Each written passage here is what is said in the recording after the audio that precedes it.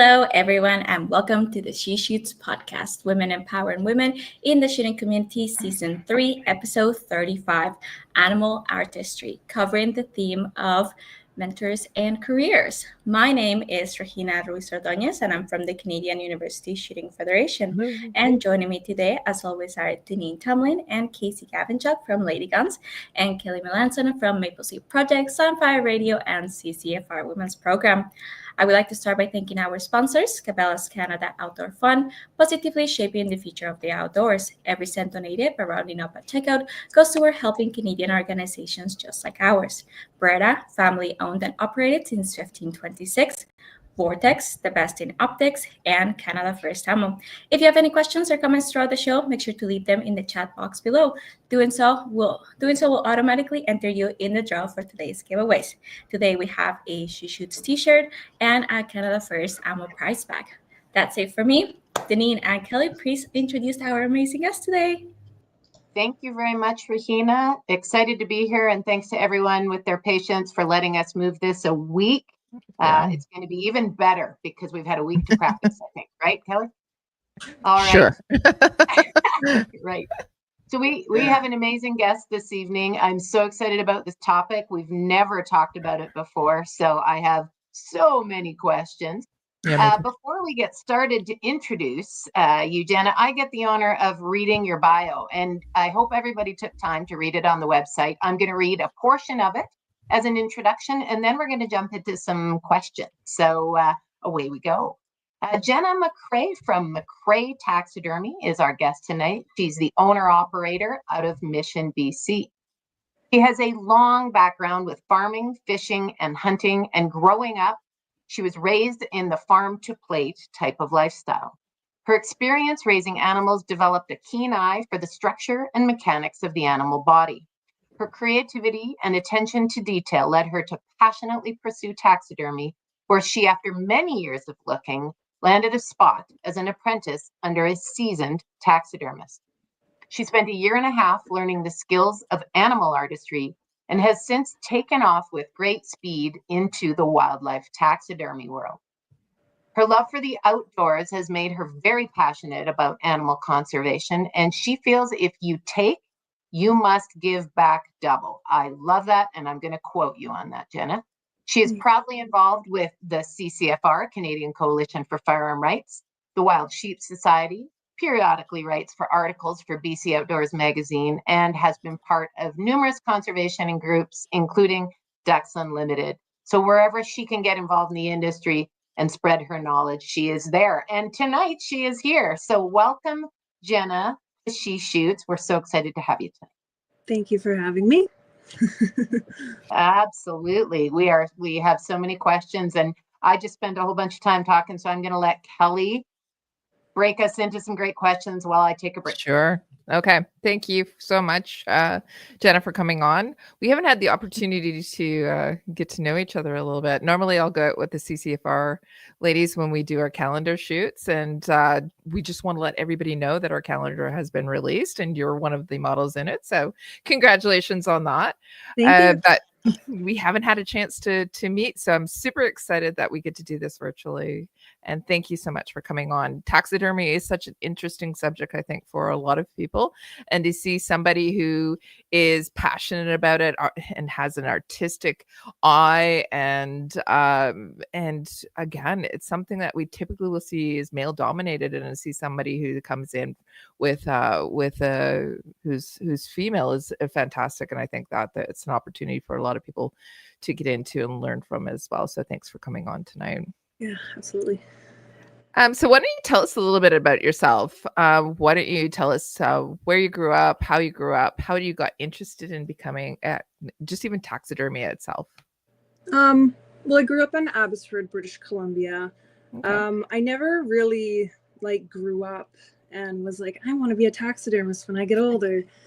It just it evolved from me getting to a place where I was like, what do I want to do with my life? Because I know I'm capable of doing something great, but I've got all these unique things that I can do that it's just like a cocktail of all these different things that I have to funnel into something and do something creative. Okay. It took me a long time to figure out that it was taxidermy that I wanted to do. Like, I always knew I wanted to do something animal related, but I tell my mom, like, I just didn't have the math to become a vet. So instead of keeping animals alive, I bring them back from the dead now. So that Love makes me it. feel Love it. Yeah, that's a great way to look at yeah. it. Yeah, that's basically what got me interested in taxidermy. It's just a long line of just being involved with animals so much. Like you said in my bio, growing up on a farm and all that. So yeah. Okay. And so you were able to, from your bio, it said that you were able to essentially mentor with someone and look at things from that perspective. How long was the process for you For like to learn how to having my become a mentor? Yeah. Oh, well, it's like, it's one of those things that I will always be learning. Like, I've been doing taxidermy now for 7 years, and it's something I'll continuously always be learning till the day that I stop and retire. I was very lucky to find a mentor and be with my mentor for about 1.5 years. Yeah, he was a great guy. He actually lives up the road from me, so whenever I need to call on him for help, I can call on him. So I'm pretty lucky that way. I would have been in his shop a lot longer, but COVID hit at that time, and I like respectfully left because he's a bit older. So I didn't want to, freak him out, me being there. I didn't want to overstay my welcome. So 1.5 years. And then after that, I went into my garage. I've since got a studio since then. I'm not in the garage anymore, but yeah. And how did you meet your mentor? Did you shoot together, hunt together, taxidermy together? No, so weirdly enough, like I tried to get into taxidermy. Once I decided I wanted to get into taxidermy, I looked for a mentor for, I would say, about 6 or 7 years. I asked everybody that I knew did taxidermy, and they all kind of just shook their head, or they tried to convince me that it wasn't, a good profession to be in, which was absolutely like not true. But then a friend called me up one day, and he's like, there's a taxidermist up the road from you, like 15 minutes, and he's doing one of my birds. Do you want to go and like meet him? And I'm like, well, yeah, I'm not going to say no. And he's like, well, maybe you can ask him if he'll teach you taxidermy. And I'm like, you know what? He's probably going to say no. I'm just used to getting like the no. And so we went up there and shook his hand, and I said, hey, like, I'll sweep the floors for you. Like, I'm not gonna like push my boundaries. Like, I'd just love to be a fly on the wall. And he's like, well, I can't pay you. And I'm like, no, I'm not accepting any, like, I'm not looking for any payment. And I'm like, is this going where I think it's going? Like, is he gonna say yeah? And so he's like, well, you can start on Monday. And I was like, what? I'm like, no way. So I ended up finding out at a later date, many years down the road, that he didn't think I was gonna last more than a couple days. So he thought I'd get tired of it and just kind of peace out. But 1.5 years later, I was still in the shop. You're still there. I was like part of the family. I'd met all of his grandkids. Awesome. That's fantastic. If you want to give a shout out to him, feel free to drop his name. John from Bear Paw Taxidermy. There you go. There you go. Yeah. Outstanding. So why don't we talk about a little bit about the taxidermy process, or do you want to walk us through it a little bit? Because I don't think most people know what the process is. How do you start it, and essentially how do you finish it? So can you bring us along the process? Yeah. So it is quite a process. Like there's a lot of steps. I'll try to skim through it so I don't like take too long. So the hunter will bring in like a deer, whatever. We'll just say it's a deer getting a shoulder mount, what I'll explain. Brings in the deer, and we call it green. So it's raw. I'll skin the head out. Like I'll take the skull out. And then you basically have to take off all the gunk and everything, because you want to be able to put a layer of salt on there to dehydrate the hide, to kind of like slow down the bacteria growth, because bacteria growth means hair loss. So you have to flip the ears inside out. You have to kind of split around the nostrils, just kind of anything that has cartilage, you want to expose it so the salt can get in there.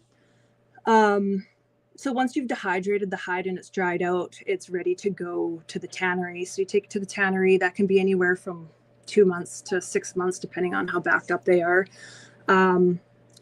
So when you get it back, you want to take all the measurements, and you've obviously already talked to the customer and you know what pose they want, what turn and such, right? So take all the measurements, and then you would order the form accordingly to what the size measurements are.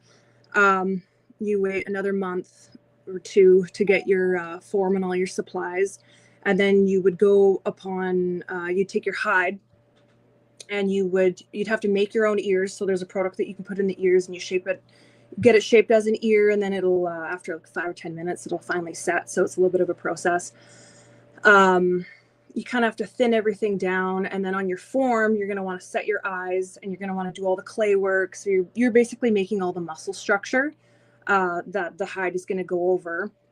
And that's where your artistic side kind of comes out, because you're basically clay sculpting right there. Okay.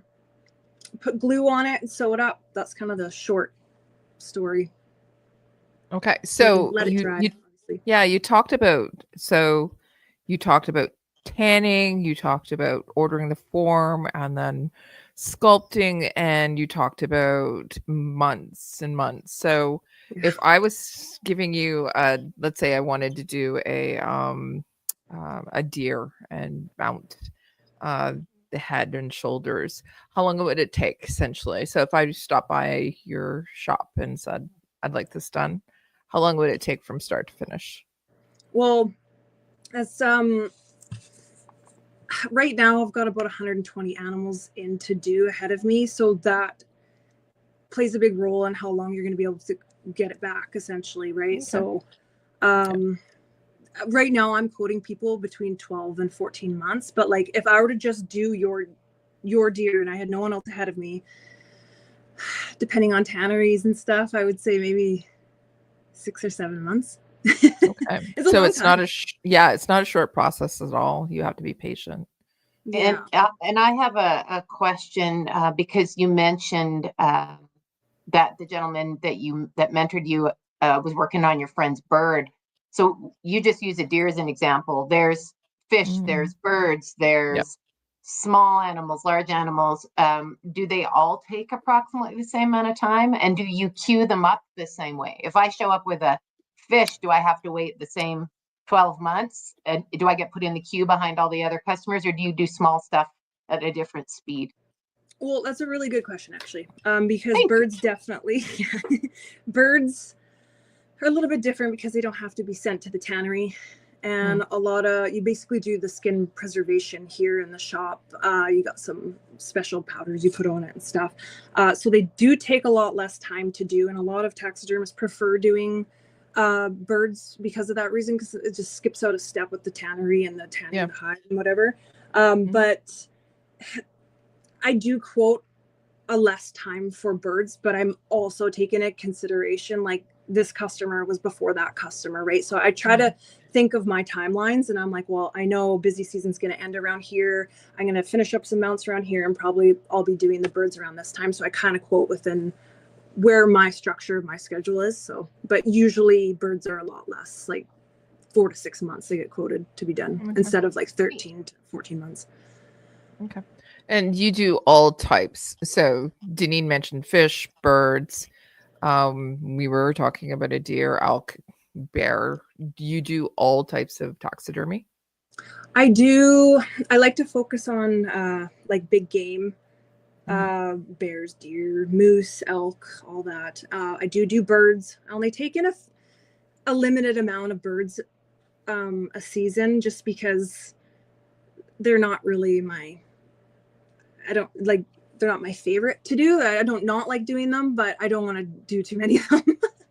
So I do that. I do birds and mammals, and then I haven't got into fish yet. Fish seems like quite a different art form that I haven't gotten into yet. Yeah. So do you have a favorite of those big game animals to work with? I would say wolves. I don't know if you consider them big game, but they're bigger. The wolves, just like when they start coming alive, you put the skin on, you've already done all the clay work, and like you get the eyes all tucked, and it's just starting to look so magical and majestic, and you're like, wow, these are such beautiful creatures. So I think I like doing the wolves. Yeah, pretty cool. So we were talking before we went live on that whole artistic and scientific process. So obviously you have to make sure the animal looks the way it was created, the way that it looks in the wild. But then you've also got that ability to be creative and bring it alive, I think, to quote what you just said, and to have whatever your customer wants as far as the way it's posed or the base Yeah. it's mounted on. How do you balance that science, getting it right, and that creative, bringing it to life? Like, okay, so the artistic side of this is like there's certain things that you could do to the animal to like give it a little bit of attitude, you know, like the scientific side. Its ear, I'm just looking if I have an ear around to show, but the ear, let's say it looks like this, but I kind of like swoop it up a little bit to give it a bit more of an artistic attitude. And that's not really what the structure of the ear looks like, but as the customer, you're not going to notice that. You're just going to notice more of like a flare on the ear. So that's kind of how I put a little bit more artistic flair into it. I notice a lot of people, they really accentuate details and stuff like that. That really isn't normal on a deer, but it just makes it like, holy cow, look at the detail on that. So you can exaggerate things a little bit to give it some, artistic flair. More definition. Yeah. Super cool. Yeah. When we were talking about it, you talked about some of your favorite pieces. So, for example, wolves. Do you think that there's more challenging pieces over other pieces? Is it more difficult? Well, you did talk a little bit about birds, but I don't know if they're more challenging for you. What are the most challenging types of taxidermy you've been doing? Birds are not so much challenging. It's more like patience with birds. Okay. You have to have more patience because they have delicate skin. Yeah. But I would say, I feel like once you start getting the eye structure, every animal kind of has the same idea of the like shape of the eye and where like the lid lays. So it's not so much challenging there, but my challenge when it comes to taxidermy is the base works, like doing like all the rockery and stuff like that. It's not so much hard, but it's like I'm still a girl, so woodworking was a little bit challenging for me. And they're on the inside of the base, the skeleton of it is wood, and then you build your panels around it. So that woodworking part is where I'm having a bit of a challenge because you have to work with power tools, and like I mentioned, I'm still a woman, and the power tool thing was a little bit hard for me to get into and get used to and learn. But yeah, that's my challenge, I guess, in taxidermy. Okay, so it's not specific. Not a specific animal. It's more of the process or the specific part of the process. Then. Yeah, well, you would think it would be the massive antlers that you have to put on. Yeah. But no. It's I figured out a way. It's just balancing. Like I'm just this one person. I got to put these massive antlers on. That's not even a challenge. But yeah, the bases, I'd say. I'm curious. Speaking of antlers, one of my favorite looks as of late is a Euro mount. I'm really enjoying seeing some of them and some of the hooks people are using to mount them on their walls. Do you do Euro mounts? Do you have the bugs for the skulls? Are you in that side of things as well? You broke up a little bit. Did you say bugs? Yeah. Like the beetles? Yeah. Oh, okay. Euros. I did Euros for quite a few years. And I feel like I tried all the aspects of doing Euro mounts, and beetles were one of them. There's no easy way around doing Euro mounts. It's hard no matter what method you use. The beetles were super interesting. I thought I would be super scared of them, but they were like my little precious babies. Like they'd fall out of the skulls. I'd be like, no, I'd pick them up. I'd put them back in. But yeah, I did do Euro mounts. I had to stop because I got a really bad infection because I tried maceration, it's called, or I don't know if I'm pronouncing that right. It's kind of where you let them decompose on their own for a little bit. Sounds pretty gross. But I just got a little drop on my hand, and I must have had like just something small, like even a hangnail. And the infection got so bad in my hand. I had red streaks going up my arms. Ooh. So I opted out of doing Euros for now because I just ended up getting so busy with taxidermy anyways that I was like, oh, it's not like super enjoyable doing Euros because it's rotten and sometimes it's rotten. So it's just it's hard work doing Euros for sure. Interesting. I didn't know that. It's probably not super enjoyable, almost losing a hand either. So I can appreciate that. Yeah, it wasn't worth it to me. I was like, No. the skull is not worth losing my arm. Right. No, not at all. So speaking of challenges, being a woman in the industry, what are some of the challenges you've had to overcome or that you are faced with, trying to get your name out there and trying to get customers and competing in what's typically been a male-dominated industry? I always thought that being a woman would kind of be a disadvantage for taxidermy. When you think, I've got this big, animal, I don't know, you're not going to trust a woman to be precise with it or something. I don't know. It was just a stigma around it that I thought, but that definitely wasn't the case. I feel like a lot of men see that women are good with attention to detail, which is needed. I'm grateful that, they trust me with their animal and stuff, but I have had a couple comments. Someone was saying, oh, McRae Taxidermy, she's a woman, can she even lift an elk? And so I retaliated to that comment, and I had this Instagram story that I posted me holding this whole elk mount in the air because they're like not that heavy, but and that's, being a woman in the industry, there's the obvious things like being a mom too. Yeah, is very hard for me to have balance in my life because I could totally be a workaholic in this shop. I could work day, nights, weekends, which sometimes I do, but I have to be a mom and remember to have that balance and focus on that. That's my priorities, my son and my husband. Good for you. That's important for anybody, no matter what we choose to do. Balance is super important. So I love to hear that that you had put the stigmas on yourself and it wasn't anything you were experiencing from the outside, and that people are coming to you because you do good work regardless of being male or female. So that is super cool. And do you work out of your own shop, you said, right? Not out of your garage anymore? Yeah, sorry, I did kind of fudge there. I do have part of the garage, but it's like not the same garage as I was in before many years ago when I moved out of my mentor's shop. But I have like this shop that I'm in right now, this is 1/3 of the size of my actual shop. So this 1/3 I kind of treat it as my office.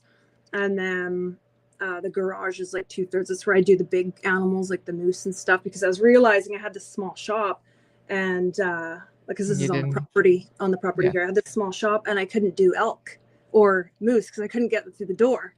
So I was doing them outside on sunny, dry days and stuff. So my husband cleaned out the garage and let me operate out of the garage, which I was like, oh, that's love. You clean out the garage for me. You give it to me for my taxidermy.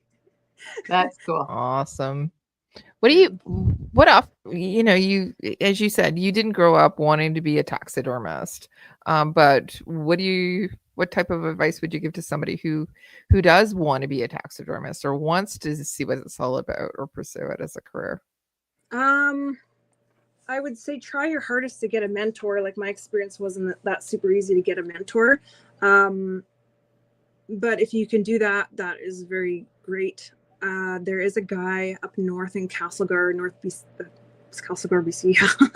Anyways, he offers courses. I think it's up to a 3-week course that he offers. And that kind of gives you can learn the fundamentals, like the basics of it, and kind of go from there, because once you learn like the basics, you can get DVDs and you can learn from there. And then another thing as well, I would say start off with doing Euros, because when you take, it sounds a bit morbid, but when you take the skin off the face, you can see all the muscle structures, like all the muscles and where the ear butts are, and how the eyes are and the sockets, and you can study that. And that really helped me a lot with ear placement and all that stuff. So that Mhm. that's what I would say. And I mean, Facebook groups are absolutely amazing. I've been able to connect with a lot of people around the world through taxidermy Facebook groups and be able to connect with tanneries and just a ton of information. Wow. Okay. So with all of that, you made me think, is there a trend? Like there are fashion trends. Is there Mm. taxidermy trends? Do you see people wanting shoulder mounts or a certain pose or a full body mount more so or less so than they used to? Like what happens in the world of taxidermy? Do people follow others or is it super independent? Oh, there you go. Oh, did you hear, Jenna? I Were didn't you able hear to you. hear? Okay. No, So no. Janine was asking if there was trends in taxidermy right now, if there is people are wanting specific poses or if they're wanting just a shoulder mount. Have you seen anything that's changing or evolving in the taxidermy? They want more of a trending in taxidermy. Well, there's definitely a lot of new poses and forms out. A lot of new sculptors putting out some really cool poses. But I've noticed a new trend is those soft mounts, like the pillow mounts, No, okay. which is So pretty they're cool. kind of creepy. They're cool, Yeah. but they're creepy. Like They can be, both. yeah. Yeah. I've done a couple of them. I have actually a wolf coming up to do too. And Yeah. there's some cool things you can do with them. Like you can install wires and like you can kind of pose them and stuff. And then you can like get articulated so they'll bend at the joints and stuff like that. So.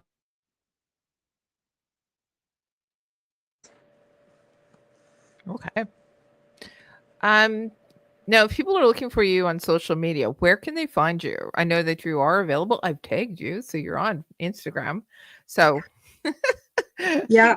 My So what are- Instagram, my Instagram is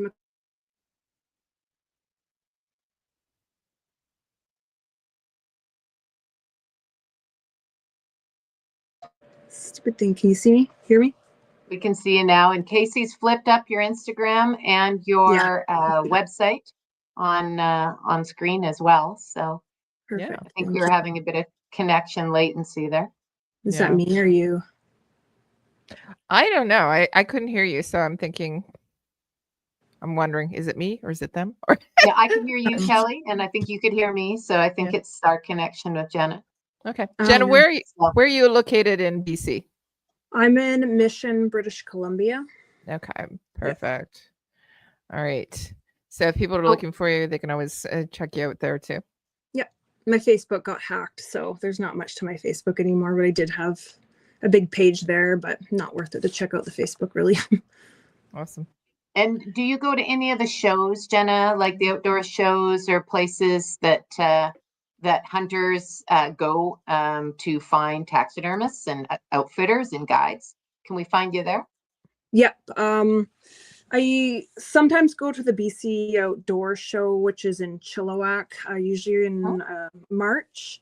I did have a big booth there one year. I don't know if I'm going to do it again this year, but I am always there. I always pop by because I just know a lot of people in the industry. It's a nice little catch up with everybody. I do sometimes bring a few pieces to the Wild Sheep Society because they do the hunting expo they have now. They renamed it. That's in Penticton. So yeah, I usually bring a few pieces there as well. And in your bio, you mentioned working with outdoor associations and wildlife groups. Do you work particularly with any one of them, or particularly like SCI or Sheep Foundation? Ducks Unlimited was mentioned in your bio. Yeah. My main one would probably be the Wild Sheep Society. So I've done some. They do the whole weekend there. They do the weekend. They have seminars and all that sort of stuff. I've done a seminar for them. I wrote an article for them. So I'm mainly I volunteer for their booth as well at the BC Outdoor Show, and I try and help them out. So I'd say I'm mainly with them. But I actually did get an email from BC Wildlife Federation to help do some seminars there too. So, I mean, I kind of dip my feet in with everybody who wants help. I'll just be there. Outstanding. Outstanding. Mhm. So I have a work-life balance question. So you must hunt. So how do you hunt and taxidermy at the same time? Your questions are so great. That has been a really, really honest. That has been a really hard one for me. Because the first like few years in taxidermy, I knew I had to make a lot of sacrifices, and hunting would definitely be one of them, because I just really felt terrible missing out on any customer calls, and but I feel like I guilted myself into not leaving that long, and a lot of hunting trips, you need a lot longer than a week sometimes to commit. And being a mom as well, I really couldn't commit that amount of time, and it always just freaking seemed like the next day after I left, they would always get something. They'd get a moose, they'd get this, that. But I ended up getting lucky and getting an LEH this year. So me and my dad went up, and I was like, nope, I want to make this a priority, the hunting, because this makes me who I am. This is really very, very important to me, hunting. So I made that a priority, and we got a moose. So my freezer's full, and I'm very, very grateful. Congratulations. Yeah, thank you. Yeah, that's a good one, and a delicious one at that. So last time we had a chat, we were doing a little get to know each other before our episode, and you were talking about how important it is to hunt with your dad. Do you want to talk a little bit about family and the influence he's had on hunting and taxidermy for you? Yeah, my dad, he basically, I have two older brothers. They were kind of focused on more because they were the boys of the family and they were the hunters. And I feel like the girl was supposed to be the camp cook, and I wasn't really expected to get into hunting. Like they'd kind of, let me shoot a grouse here and there growing up. But my dad kind of saw that I was like really interested in getting to hunt and keeping caught up with the boys and doing better than the boys. I'm like, you want to get a moose? Well, I'm gonna get something better. Or like, you want to get a deer with a rifle? Well, I'm gonna get it with archery. So so it was, my dad saw that my desire was very high to get hunting, and yeah, he was always available to teach me how to hunt and show me and take me out. And even though he was tired, he would go out anyways because he had to get me a deer. And so yeah, the family growing up in a hunting family is basically made me who I am. So wonderful. Yeah, some really good memories there, it sounds like. Extremely, yeah. Well, and there's nothing like that father-daughter bond in hunting. I know I had the opportunity to experience it as well. So it's special, and especially if they can pass on not only skills, but sometimes when you're hunting, there's a lot of driving. So storytelling, it's great to hear some of the stories and some of the things that you get to remember in a new way because you've experienced them on a hunting trip. So yeah, that's for sure. And what does your dad think about the taxidermy thing and you getting involved in that years ago? He loves it. He's just really proud of me.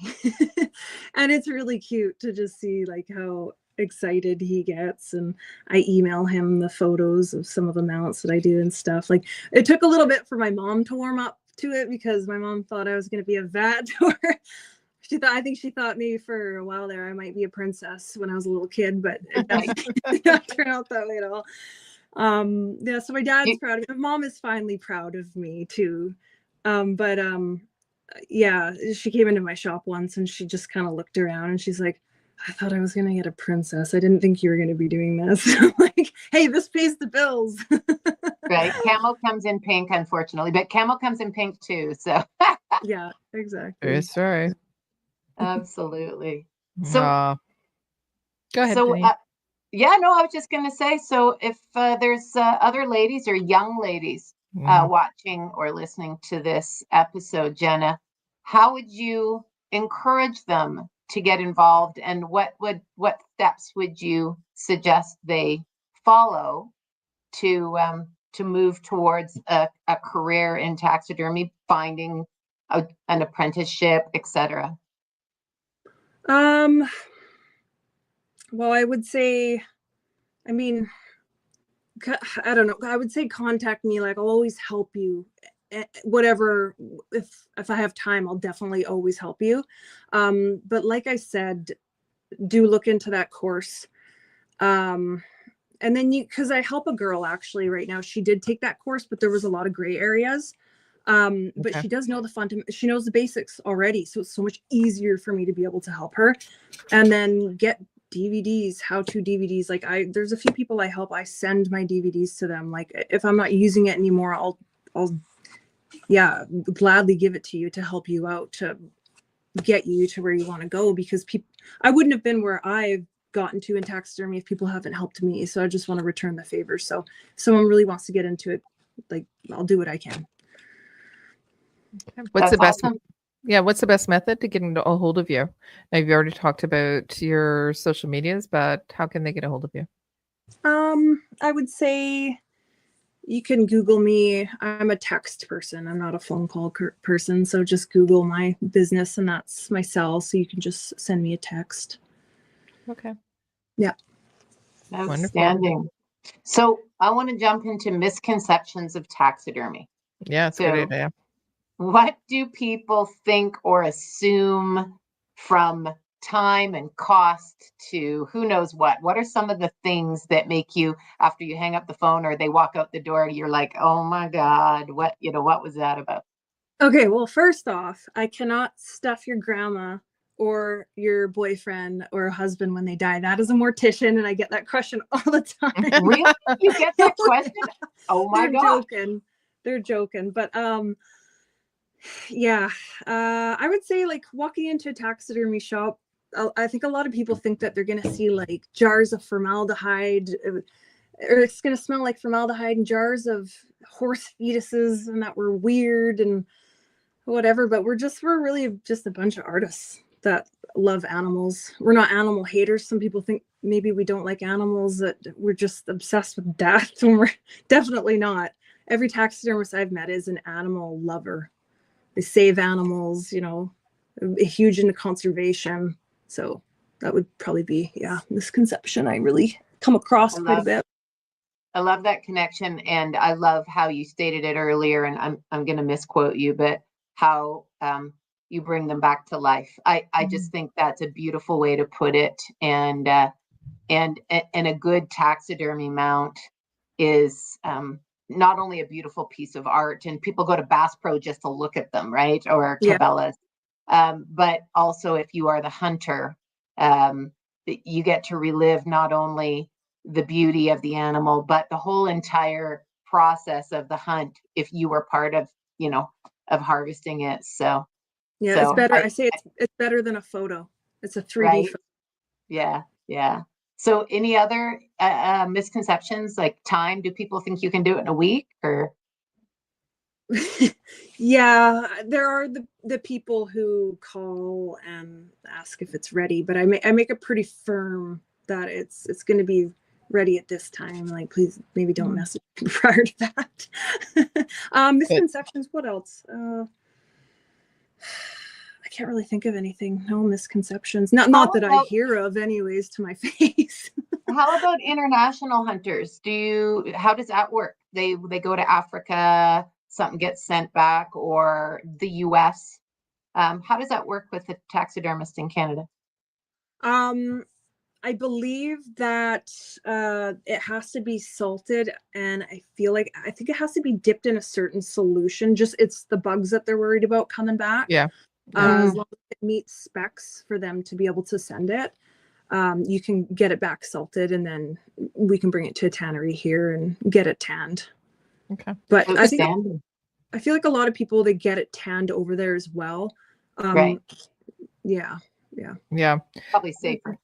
That does ask a question. Have you ever been asked to do something with that you're not able to do? Something that I know that, for example, like polar bear can't be brought from, or maybe it can now. I'm pretty sure it can't be brought from the north down.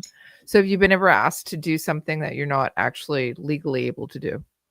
I mean, everything has to have, well, not yeah, it has to have their permits, especially stuff like eagles and stuff. Like I don't Yeah. want it up. I don't Yeah. want to touch it. You Yeah. have to be indigenous to be able to own and have one of them. So Yeah. I just don't like to go there. Yeah. Waterfowl too, I try and stay away from because you need special. I need a special license, I believe, to be able to do them because they're a federal bird. They're migratory, so stuff like that. I do turn down birds. Waterfowl, just because I just don't want to deal with the paperwork. I'm not a paperwork type of person. Yep. Yeah, there is so much around taxidermy. It's just not straightforward. A little bit more to it. Yeah. Like raptors are a bit easier because you can just get the permit and then that's it. And I've got the permit attached to the bird the whole time. So I don't mind doing raptors at all. But the ones that I legally can do. Yeah.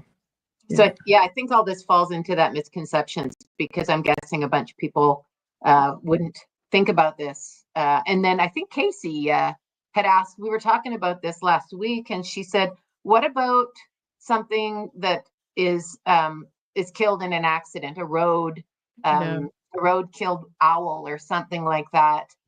How do they bring it to you to get it taxidermied? Fish and Wildlife obviously have to get involved. Something goes on. Well, yeah, that's touching back at the permit thing. The reason why they want the permit is to make sure it hasn't been illegally killed or anything like that. If it has been hit by a car or starved or eaten a bad mouse or something that had poison, which I don't think they do that poison thing anymore. But basically, they just want to put the permit on it to say it died of natural causes. And that's a Fish and Wildlife job. Yeah, it's Front Counter, BC. Okay. Sure. Yeah. Well, we have one of those in each province by different name or similar name anyway. So yeah. No, that's really good to know. I'm sure that there are some beautiful animals that unfortunately meet their demise that have been put back to life by taxidermists. So yes. Yep. Absolutely. So what's your absolute favorite part of your job, Jen? First thing comes to mind is that I can go into my shop and work in my pajamas, but that's not it. That's not it. Yeah, that's a great one. Yeah. My favorite part of the job, and it has been from day one, is getting to look at and be in the presence of these amazing animals and be up close. It sounds weird, but touch them. Look, like every little detail of them is insane, and I am so lucky to be able to see them and put them back to life. That is my favorite part about the job. I absolutely love it. Really sounds like you honor the spirit of the animal, which is beautiful. I love that. Yeah. Thank you. So important. Beautiful. And your pajamas. So we all want to know what taxidermist pajamas technically are, right? Like are they a onesie or no, I'm kidding. Yeah. I can just picture them with pictures of deer on them and They're bears. No, I try to keep feminine, so it's like black silk. Awesome. Okay, on that note. Your mom gets your princess. You go in pink and sparkles and do your taxidermy. There you go. Yeah. Oh, wonderful. Sorry, help us get back online, Kelly. Help us. Okay, so one of the questions I did want to, so it's not just taxidermy, but it's actually, this show is all about, getting more females and ladies into shooting. So and you just mentioned how important it is for you to go out hunting, how it's built those memories, but how important is it, and what advice do you have for women who are just thinking about getting into the shooting sports or getting into hunting? I feel like this is a common answer, but this is my answer. Of what helped me a lot was go to Women's Days at your Rod and Gun Club, because it really helps, and everybody there is just really helpful and kind. And if you want to do something else, find a good friend that'll take you out shooting. Skeets they're fun to shoot. They are. Totally. I agree. I agree. Yeah. I think with a lot of what you're saying, I would also add that it sounds like you do a lot of volunteering and connecting with supporting wildlife and wildlife foundations. So it sounds like getting girls involved in or attending or participating in that would help them find their way as well. Mhm. Yeah, it's getting out there and shaking hands with people is the best thing to do for anything, really. I mean, the more people you know, the more events you get exposed to.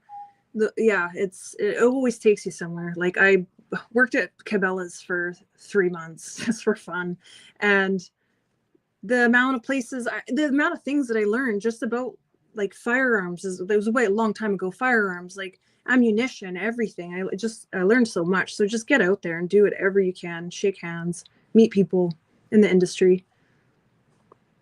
Wonderful. Good advice, I think. And congratulations again on being one of our CCFR Gunny Girls. Well, thank you. I was Miss December. I don't know if that means anything. Absolutely, 100%. It does. Last.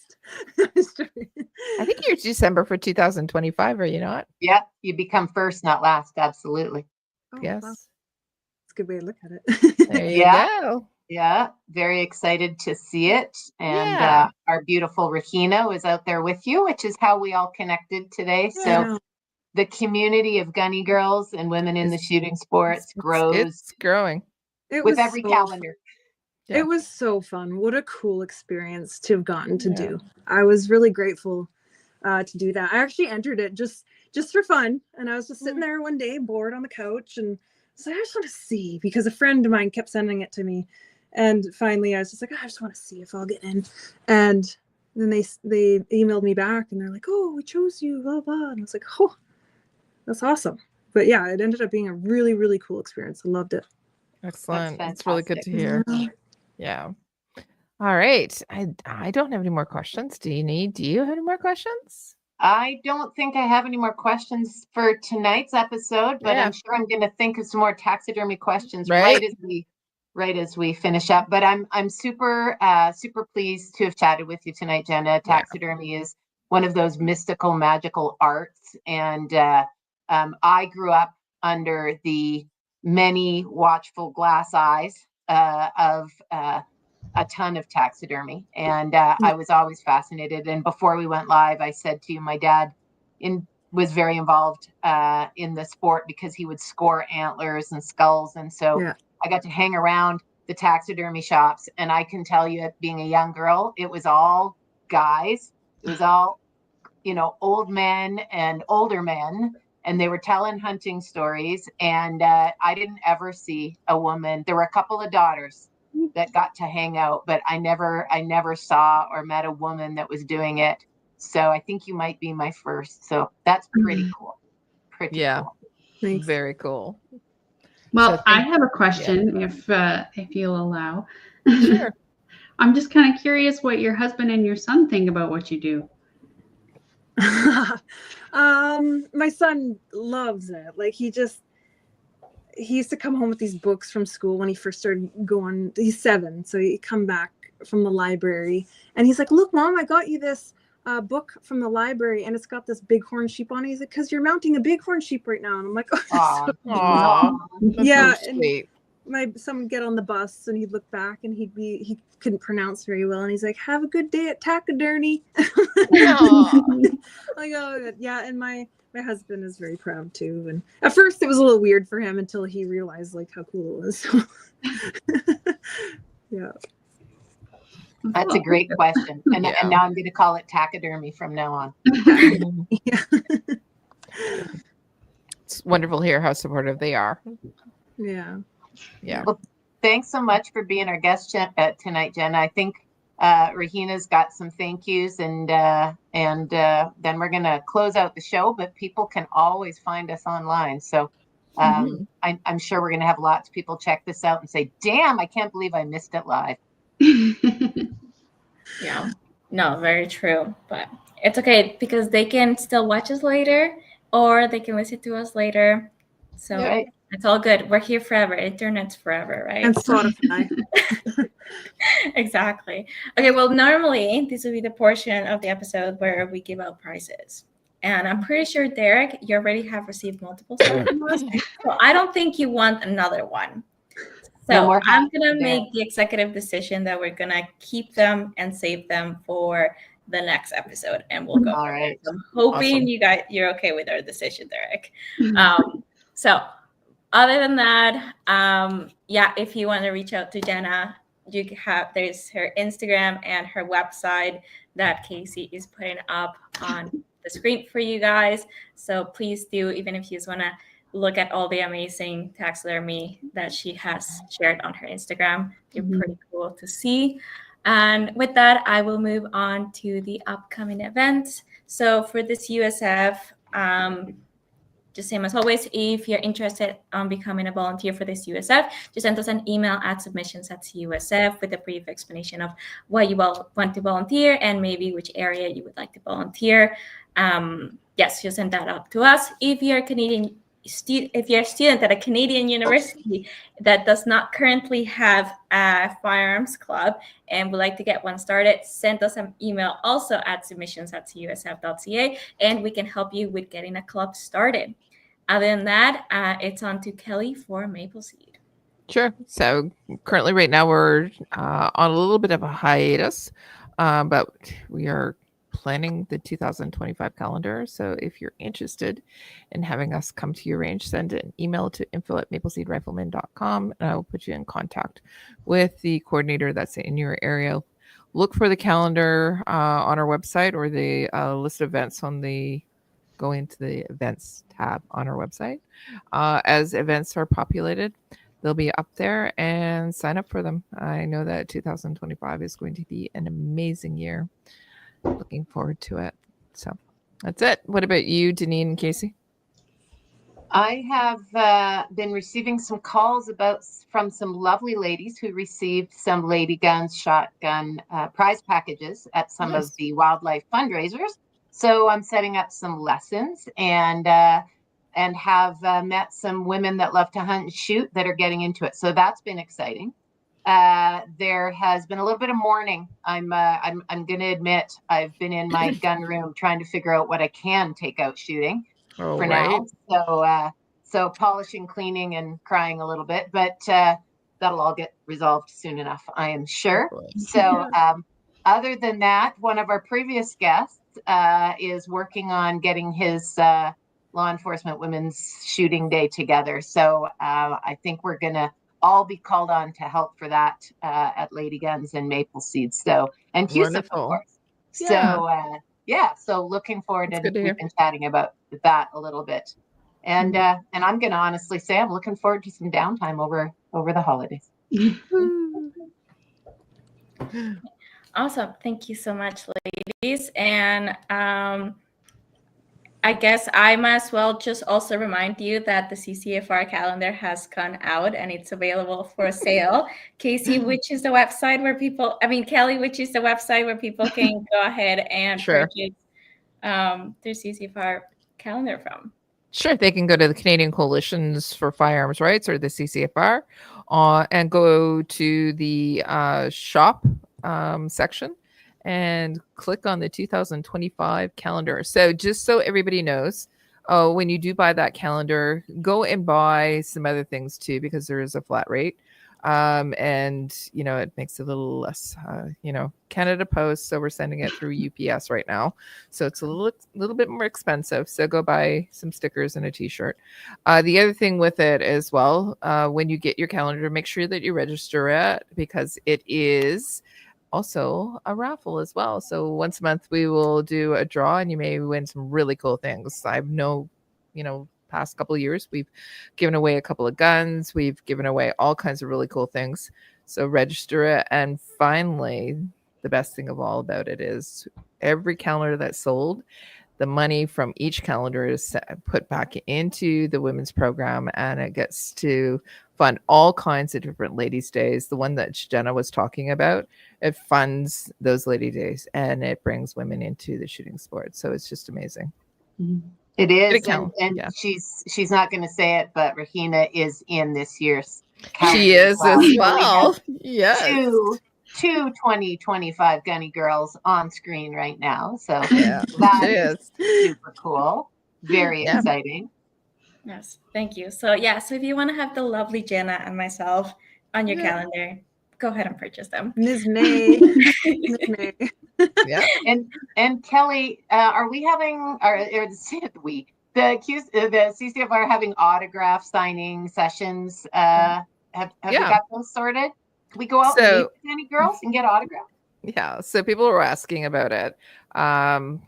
Typically we would do them before Christmas, but our calendar was a little backed up this year, especially with some things that were going on, like our court case, but also with Canada Post as well. So we said, let's do it after. Let's give everybody the opportunity to buy them for Christmas and get out into the stores after in January, when then, people are looking for some just downtime to go and get and meet some wonderful people at the stores. So currently right now, I believe that our VP, so it's Anna, that's trying to coordinate that. So they'll be available in certain stores. I think probably the ones that we normally would go to. I think she's coordinating that right now. But yeah, you're going to be able to see and meet some of the Gunny Girls in January. So outstanding. Yeah. Cool. I'm guessing that's on the CCFR website too, and social media. Will be. Will be. Yep. Outstanding.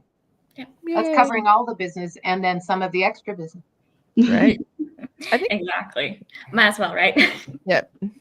Okay, awesome. Thank you so much, everyone. And thank you so much, Jenna, for joining us today. It was amazing to have you join us. As Deneen mentioned earlier, we've never had a taxidermist on the show, so we're super excited to have you here. So thanks so much for joining us and wrapping up our season 3 of the She Shoot podcast. So I'll go ahead with our wrap up for tonight, and we can all go to bed. So if you like today's episode, please leave us a like and follow us so you don't miss out on any of our episodes. You can watch us on YouTube and Facebook, or you can listen to us on Spotify, Apple Podcasts, Google Podcasts, and iHeartRadio. If you liked our message and would like to learn more about our programs, check out our websites at cusf.ca, ladyguns.ca, and mapleseedrifleman.com. To support us and get some additional perks, check out our membership programs.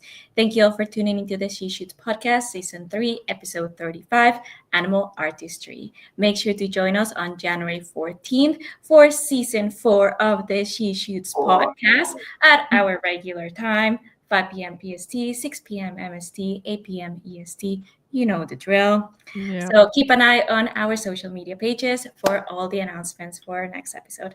Have a good night, everyone, and happy holidays. Happy holidays. Merry Christmas.